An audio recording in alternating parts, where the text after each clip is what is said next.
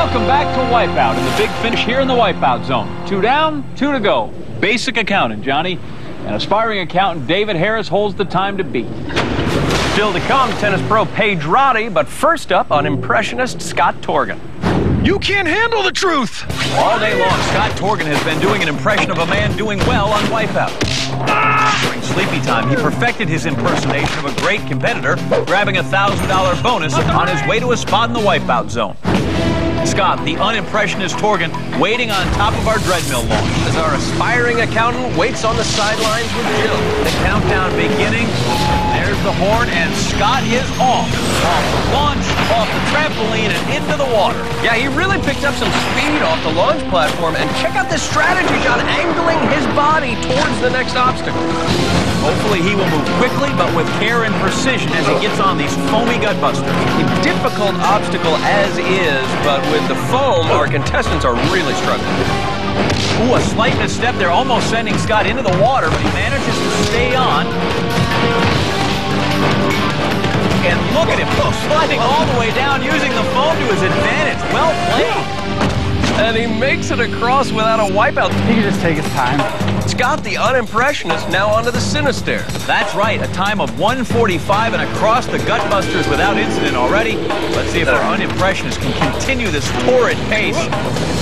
Oh, water time. He got a little too aggressive, and that slippery foam worked against him this time. So Scott's going to have to take another go at this one. Onto that first stair, and here he goes again. He is not going to be denied this time. He has made it to the top already. Still has to make that leap off. 2 stories up, that's dicey. He's made it across.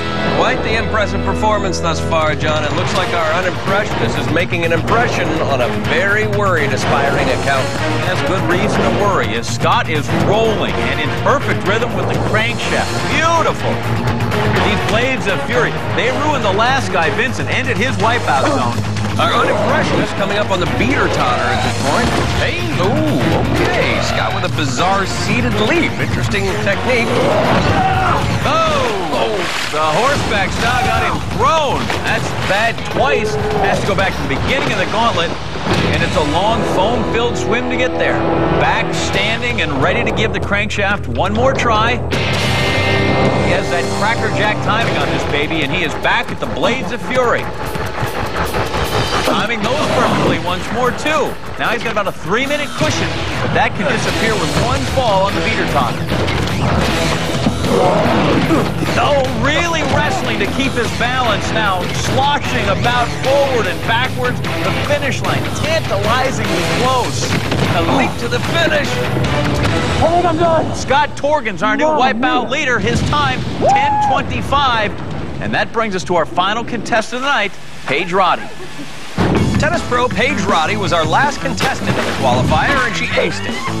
She barely made it through the double cross, but surprised everyone at sleepy time, serving up a performance worthy of a spot in the wipeout zone. And so our youngest contestant of the day and the only girl in the wipeout zone hopes her athleticism will put her over the top and under Scott Torgan's time. Paige waiting for the okay to launch. Here she goes. Oh, head first and face first. That's a splashy entrance, but not in a good way. She flew out of that treadmill, but it looks like she couldn't maintain control, making for a pretty chaotic head-first entrance into the zone. Needs to leave that all behind, though, and go for it here on the gutbuster. It's like more of a timid approach, sort of waiting for each block to come to her. Maybe a good idea, considering how fast she shot out of the treadmill launch. Bounced around a bit. Standing now. Whoa! No! Take another look.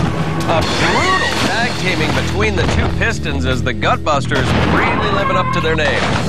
So it's back to the beginning of the gutbuster. Paige knows that a 10-minute time to beat is actually quite a tight window in this tough, foamy, dark wipeout zone. And she just fires past the gutbuster block that felled her the last time, and even more quickly off in and onto the platform. Paige is our youngest contestant of the day and a professional athlete. That's a lot of competitive edge, Johnny.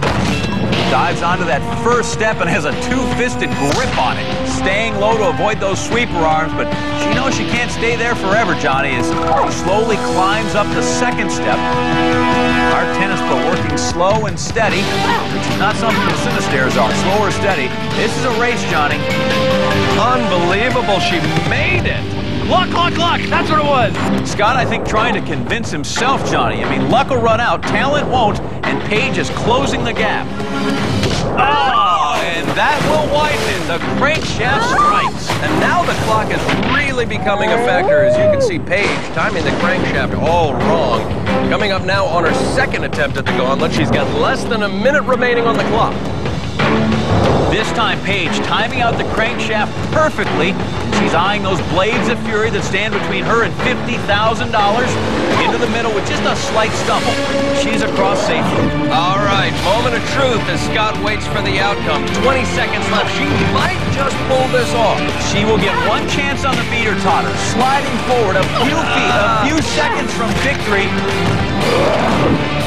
She needs to leap or that money is gone.